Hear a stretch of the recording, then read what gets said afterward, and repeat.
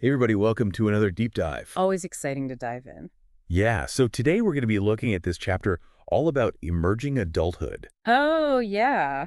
which, I guess is a fairly new concept in developmental psychology. No, it is a newer concept, and I think it's a really important one because it really does recognize that, that transition from adolescence into adulthood, it's not just like a light switch, it's a process. Yeah, it's not like you turn 18 and boom, you're an adult. Exactly. Like there's this whole, we always hear about teenagers and all the stuff they go through. Right. But like, what about that period from like 18 to 25? Yeah. What's going on there? Huge developmental period. Yeah, so we're going to talk all about some of the stuff in this chapter, like how emerging adults are basically like physical superheroes. Yes, they are at their peak physical fitness. But also how their views on sex and relationships are changing. Yeah. And like why they seem to love taking risks. Right. All about exploration, and, we'll talk about why that is developmentally. Yes, so to kick things off, the chapter starts with this definition of emerging adulthood by Jeffrey Arnett. And he kind of pins it down as this period, usually between 18 and 25, where it's all about exploring and figuring out, who you are. Identity formation is a big task of this developmental period. Yeah, exactly. Yeah. It makes sense, right? Yeah. But makes you wonder, is this just happening in, certain cultures, like what the chapter calls weird societies? Yeah. Western educated, industrialized, rich, democratic. That's a great question. And the short answer is no, it's not just limited to those weird societies. Research suggests that while there might be some variations, kind of culturally, Right. emerging adulthood is becoming a more global phenomenon. Interesting. Yeah, there's data on, marriage and childbearing happening later pretty much across the board. Okay, so even if like the details are different, this whole idea of like delaying traditional adulthood, Right. it's something that tons of young people are experiencing. Pretty much across the world. That's pretty wild. So, okay, let's move on to something that like really stood out to me in this chapter, which is just like the sheer physical strength of emerging adults. Yeah. Like the chapter practically gushes about it. They're at their peak. It's like their bodies are in their prime. Yeah. Muscles, organs, everything. It's all top notch. And they talk about this thing called organ reserve. Oh, yeah. That's a great way to think about it. Like it's your body's backup generator just waiting to kick in. Yeah. If you need it, it's there. Which I guess is why like, a 20-year-old can like pull an all-nighter. Or, maybe not eat the healthiest for a few days. Right. Maybe party a little too hard. Sure. And then bounce back like it's nothing. Exactly. I mean, it's pretty amazing. It's remarkable what the body can do at that age. Like the book even says that like a 20-year-old could recover from a heat stroke. Right. In a way that like an older adult just couldn't. Their bodies are just more resilient. It's mind-blowing. It is. And, it speaks to that concept of homeostasis. Like the body's ability to maintain balance. Yeah.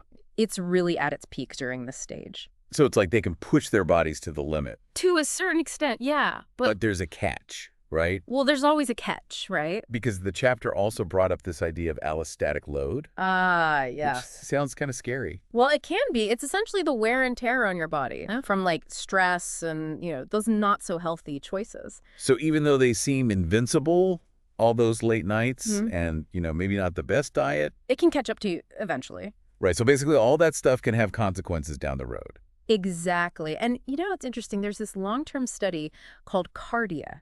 Okay. And they found a direct link between diet and exercise in early adulthood and overall health in middle age. So what you do now really does matter. It does. It lays the foundation for your future health. Okay. Well, that's something to think about. Definitely food for thought.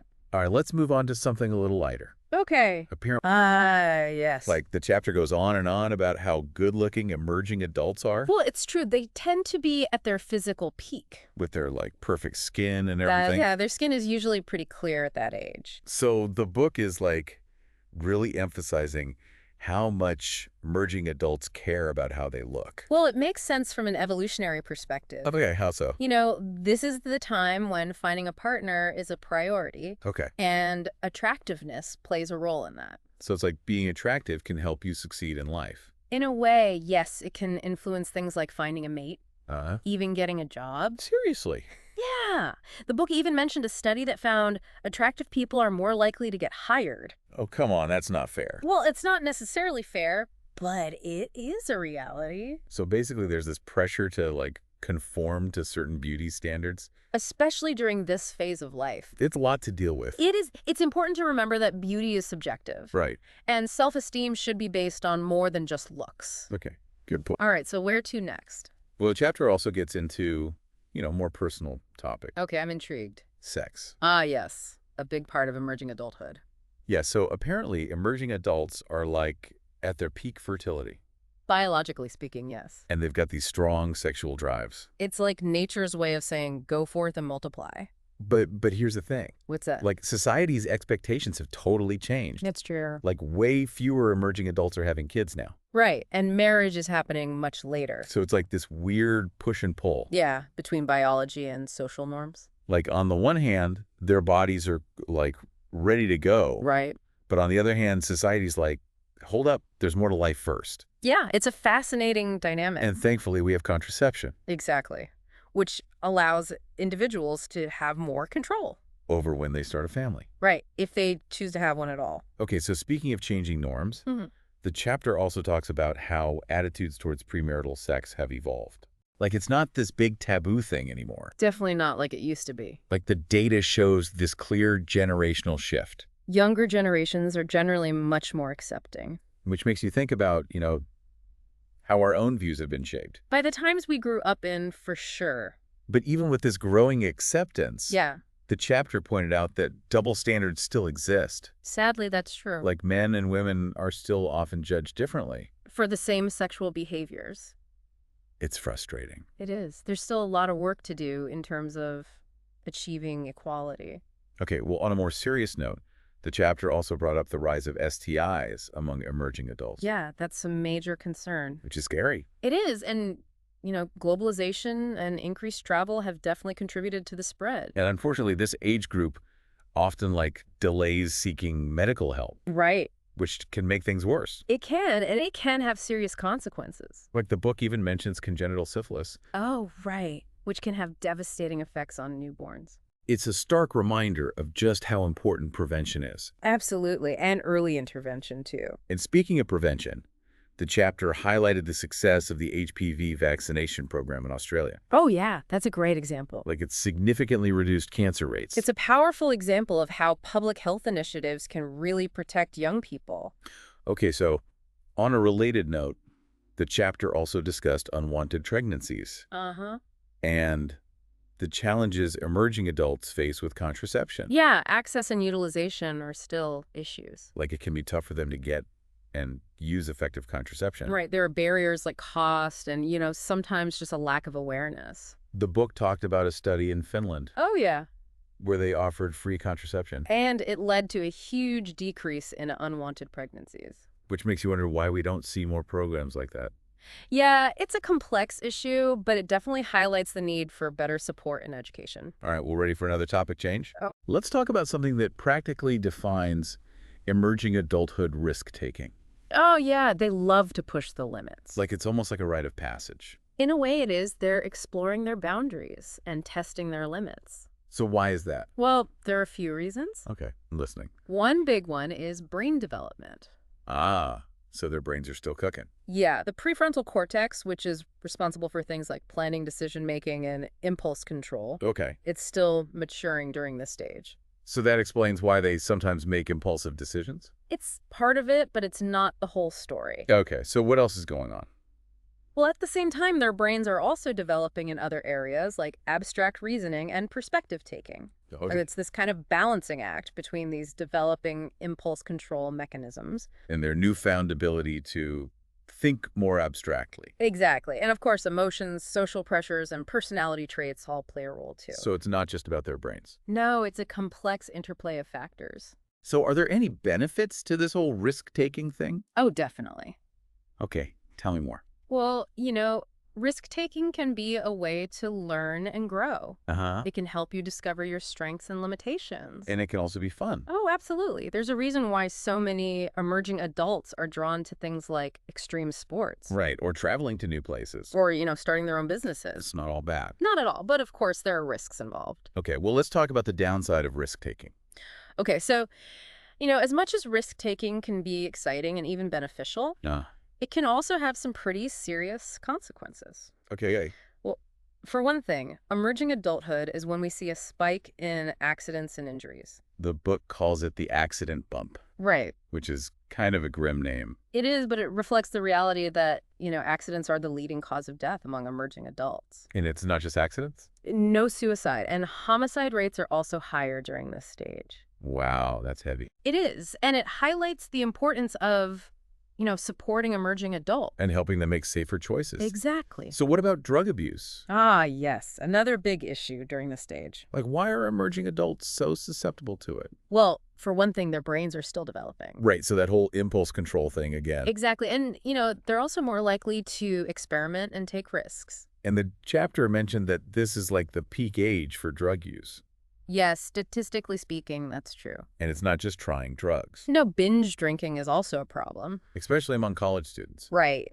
Oh, so we've talked about a lot of heavy stuff. We have, but it's important to remember that emerging adulthood is also a time of incredible growth and opportunity. It is. It's a time for exploration, self-discovery, and building a foundation for the future. So it's not all doom and gloom. Not at all. It's a time of both challenges and triumphs. And with the right support, And a little bit of luck. emerging adults can navigate this stage and emerge as confident and capable adults. Absolutely. Well said. Thank you. All right, so I think that's a good place to wrap up part 1. Sounds good. We'll pick up next time with a deeper dive into the cognitive and social development of emerging adults. Looking forward to it. See you then. Bye.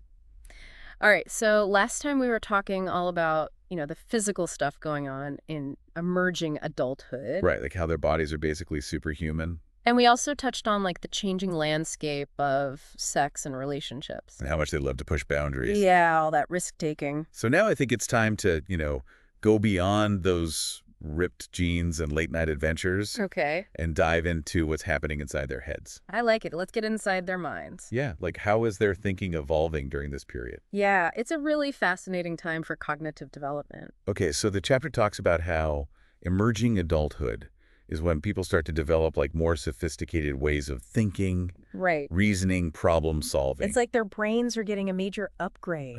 Yeah, makes sense, right? Like they're moving away from those black and white views of adolescence Exactly. and into something more nuanced. Like, yeah. remember Jean Piaget's stages of cognitive development? Oh, yeah. He put adolescence in that formal operational stage. Right, where they can think abstractly and hypothetically. But he also suggested that adults move beyond that. Yes, into what he called post-formal thought. Post-formal thought. It sounds fancy, right? It does sound very academic. That it basically means a more flexible and practical way of thinking. Okay. It's about recognizing that there isn't always one right answer. Huh. And that knowledge can be subjective. So like embracing the gray areas. Exactly. It's about being able to hold multiple perspectives at the same time. So instead of just accepting things at face value, they're starting to question things, challenge the status quo, think critically. Exactly. And that's crucial for navigating the complexities of adulthood. Right, because things are rarely black and white out there in the real world. Yeah, you need that cognitive flexibility to adapt to new situations, solve problems. Make those tough decisions. Oh, all of that. And the chapter says that this shift to post-formal thought isn't just about getting older. Right. It's also influenced by experiences. Like education and social interactions. That's exactly. So it's not just about blowing out birthday candles. It's about actively engaging with the world. Yeah, going to college, traveling, meeting new people, all of that contributes to a more well-rounded way of thinking. But hold on a sec. What about the role of culture in all of this? Ah, yes, that's a great point. Because different cultures value different types of thinking. Yeah, right? absolutely. Some prioritize critical thinking and individual expression. While others might emphasize conformity and respect for authority. Right. So it's not like a one-size-fits-all approach to cognitive development. No, it's a fascinating interplay of biology, social experiences, and cultural influences. Okay, so I'm ready to tackle the next big topic, What's that? moral development. Oh, yeah, more maze. Because remember Lawrence Kohlberg? Of course, his stages of moral development. Yeah, he talked about how, like, the reasons we give for making moral decisions. They change over time, So, like, we start with pre-conventional morality, where it's all about avoiding punishment and getting rewards. right? Like, very basic stuff, Then we move into conventional morality, which is about following rules and social norms. basically being a good citizen. And then there's the final stage, Post-conventional morality. where things get really interesting. Yeah, this is where people start thinking about universal ethical principles. Like the greater good. Even if it means going against the rules. Wow, so it's like developing your own internal compass? Exactly, not just blindly following what you've been told. Okay, so where do emerging adults fit into all of this? Well, the chapter suggests that they're kind of in this transition phase. Between conventional and post-conventional morality. Yeah, they're starting to question the absoluteness of rules. And thinking about the reasons behind them. Exactly. Like, is this rule fair? Does it make sense in all situations? Yeah, right. They're developing their own sense of what's right and wrong. But the chapter also mentioned Carol Gilligan's work. Oh, yes. Gilligan challenged Kohlberg's theory a bit. How so? Well, she argued that his stages were biased towards a male perspective. Okay. She proposed that women often approach moral dilemmas with a different focus, On caring and relationships? emphasizing empathy and responsibility towards others. Which makes sense. It does. It adds another layer to the discussion of moral development. So it's not just about justice and fairness, like Kohlberg emphasized. It's also about compassion and connection, Right. and recognizing the importance of relationships. Okay, well, let's shift gears a bit and talk about something a little more practical. Okay, sure. Decision-making.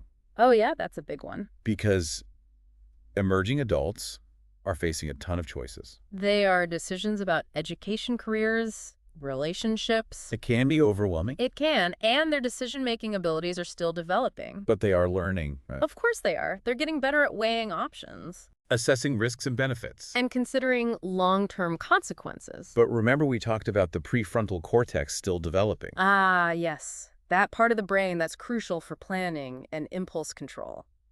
So are they at a disadvantage when it comes to decision-making? Well, it's not that simple. Okay. While their impulse control might be a work in progress, Uh-huh. they're also developing other cognitive skills. Like abstract reasoning and perspective taking. Exactly, and those skills can actually help them make better decisions. So it's like this balancing act. Yeah, between those developing impulse control mechanisms. And their newfound ability to think more flexibly. Right. And we can't forget about the role of emotions, social pressures, and personality traits. So it's not always about logic. No, sometimes our gut feelings or what our friends think can sway our choices. That's true. Which brings us to the social context of emerging adulthood. Like how being surrounded by friends and new relationships and all that influences their thinking. Okay, so the chapter emphasizes how important social experiences are for cognitive development, They're exposed to different viewpoints which can challenge their beliefs. and broaden their understanding of the world. It's like their social lives are a crash course in critical thinking, You could say that, and they're also constantly practicing their decision-making skills. figuring out who to be friends with, who to date. How to manage their time and money. It's like real-world adulting 101. It is, and the chapter also highlights the importance of mentors during this stage. Mentors. Yeah, like having someone who can offer guidance and support. Like a seasoned guide in this new and unfamiliar world. Exactly. Mentors can provide valuable insights, different perspectives, Help them think outside the box. all of that. So it's not just about figuring things out on your own. No, it's about seeking out guidance and support from people who've been there before. Okay, well, speaking of figuring things out, Yeah? the chapter also talks about identity formation during this period. Ah, yes, the age-old question, who am I? Right, and remember Erik Erikson? And his theory of psychosocial development? Yeah, he said the big crisis during adolescence and young adulthood is identity versus role confusion. That struggle to figure out who you are, what you believe in, where you fit in. And the chapter suggests that emerging adulthood is like a time of intense exploration in this area. They're experimenting with different roles, values, beliefs, relationships. Trying on different versions of themselves, To see what feels right? which can be both exciting and confusing. Absolutely. But it's not just an internal process, right? No, their identity is also shaped by their family background, cultural norms, personal experiences. It's nature and nurture working together. And the cool thing is it's an ongoing journey. We don't just figure it all out in our 20s and that's it, Exactly. We continue to evolve and redefine ourselves throughout our lives. which is actually pretty comforting. It is. It means we're never really stuck. We can always grow, change, become more of who we want to be. I love that. Okay, so ready for one last mind-bending concept before we wrap up? Hit me with it. Okay, so we've covered like the amazing physical stuff happening during emerging adulthood, Right. Their bodies are at their peak. and we've delved into, the whole cognitive development thing. Those expanding minds. But now I think it's time to talk about the emotional and social side of things. Yeah. Those messy, wonderful relationships. Because like As emerging adults are becoming more independent, They're also craving connection and support. so like the chapter really emphasizes how important relationships are during this period. Absolutely. They're crucial. It's like they're building their own tribe while also trying to figure out who they are as individuals. Yeah, it's a delicate balance. So let's start with family, Okay. because things are definitely changing on that front. Those parent-child dynamics are shifting big time. Like, it's not just mom and dad calling the shots anymore. Right, emerging adults are becoming more autonomous. More independent. The chapter calls it a renegotiation of those relationships. It's like they're moving from a parent-child dynamic to more of an adult-to-adult one. Which can be awesome, right? It can lead to more autonomy, more honest conversations. But I bet it also comes with some friction. Oh yeah, for sure, as everyone adjusts to these new roles. Some families navigate it smoothly, Yeah, but others, might bump heads. right? Over things like finances, lifestyle choices, just different expectations. It's a reminder that every family is different. And there's no one right way to handle these changes. Okay, so let's move on to friendships, All right? because the chapter really highlights how crucial those bonds become during this stage. Yeah, friendships take on a whole new level of importance. It's like they become this essential support system. As you're venturing out into the world, trying new things, maybe making some mistakes along the way. It's like having your own personal cheering squad. Right, a group of people who get you and have your back no matter what. But the chapter also points out that friendships during this period can be pretty fluid Oh yeah, people come and go. as you move through college, jobs, different cities. It's a time of constant change, and those friendships often reflect that. It's like you're constantly refining your social circle. And figuring out what qualities you truly value in those close connections. Okay, so are you ready to talk about love? Bring it on! Because this is the time when everyone's, swiping right, trying to figure out what they want in a partner. Navigating the ups and downs of love and heartbreak. Yeah, it's a roller coaster. The chapter calls it a period of intense exploration and experimentation. In the realm of love and intimacy, Emerging adults are testing the waters with different relationship styles trying to figure out what works for them. and discovering their own needs and desires. It's a lot of trial and error, It is, but it's also about developing their capacity for intimacy. right? Learning to be vulnerable, sharing their deepest thoughts and feelings, It takes a certain level of emotional maturity.